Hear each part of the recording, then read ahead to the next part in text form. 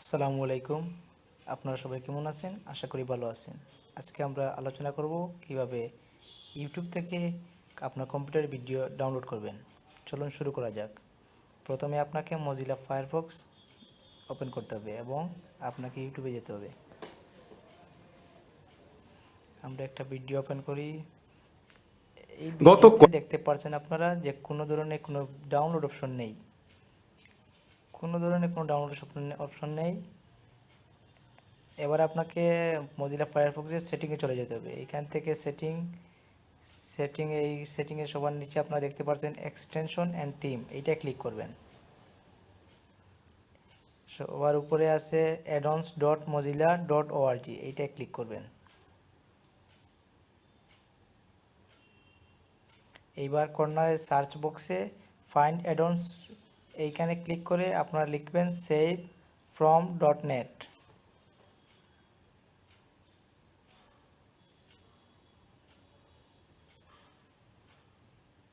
এই যে চলে আসছে save from .net helper all in one, এইটা ক্লিক করবেন।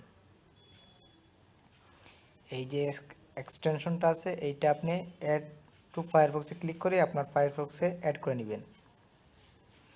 Add, okay. Save personal data processing setting, leave page. এবার আপনাকে কর্নার থেকে এইখানে এই আইকন থেকে এইগুলো এইভাবে দিয়ে দেন। এবার এখান থেকে সেটিংয়ে ক্লিক করেন। সবার নিচে যে অপশনটা আছে এইটা আনমার্ক করে দেন, টিক চিহ্নটা উঠিয়ে দেন। এইবার আপনাকে ইউটিউবে গিয়ে পেজটারে একটু রিলোড দিয়ে দেন।